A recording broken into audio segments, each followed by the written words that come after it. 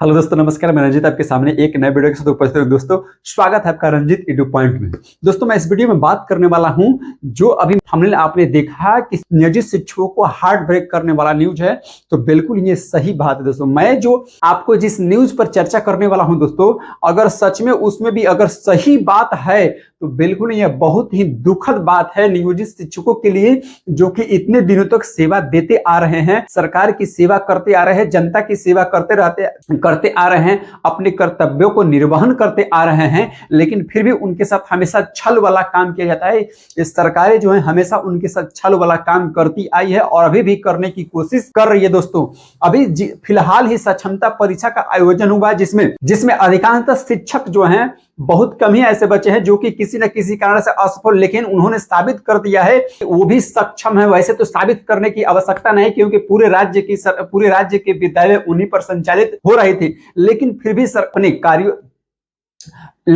सरकार नियोजित शिक्षकों के नियोजित करने से बाज नहीं आ रही। दोस्तों, मैं फिलहाल अभी बात करने वाला हूं जो मीडिया में एक पत्र वायरल हुआ है, पत्र नहीं कहा जा सकता, लेटर है जो कि वायरल है। अभी फिलहाल जो बीपीएससी के माध्यम से एग्जाम जितने हुआ था उसमें 3 चरण से नियुक्ति पत्र मिला था। पहला उन्मुखीकरण मिला था, फिर उसके बाद एक और नियुक्ति पत्र मिला, उसके बाद विद्यालय योगदान पत्र मिला था। ये 3। ठीक उसी प्रकार जो है नियोजित शिक्षकों की जो सक्षमता परीक्षा हो चुकी है, जो सक्षमता परीक्षा दिए हैं, उनके लिए एक काउंसलिंग लेटर जारी हुआ है।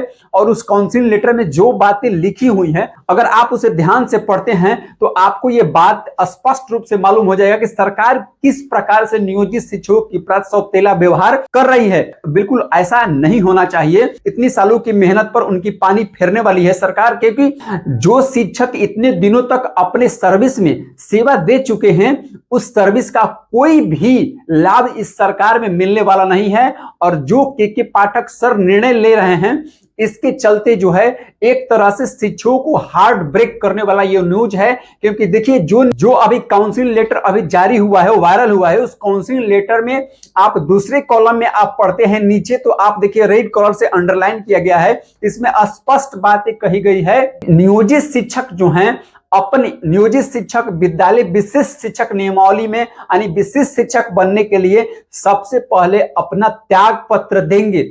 त्याग पत्र देने के बाद ही विशिष्ट शिक्षक नियमावली के अनुसार जाकर विद्यालय में वो योगदान कर सकते हैं, वरना नहीं कर सकते हैं। यहां पर दोस्तों गौर करने वाली बात है कि यहां पर विरमण की बात नहीं हो रही है, बल्कि यहां पर त्याग पत्र की बात हो रही है। ये सौतेला व्यवहार मैं इसलिए कह रहा हूं क्योंकि इससे पहले जो बीपीएससी के माध्यम से जितने भी नियोजित शिक्षक गए हुए हैं, उनको विरमण मिला था। वो विरमण के माध्यम से ही जाकर बीपीएससी में ज्वाइन किए थे, अर्थात तो उनकी पीछे की सेवा थी, उस सेवा के आधार पर उन्हें विरमण मिला हुआ था। लेकिन इस विशिष्ट शिक्षक नियमावली में डायरेक्ट उनसे त्याग पत्र मांगा जा रहा है। अगर आप एक बार विशिष्ट शिक्षक नियमावली के अंतर्गत चले जाते हैं तो आप दोबारा अपने नियोजन में कभी आ नहीं सकते।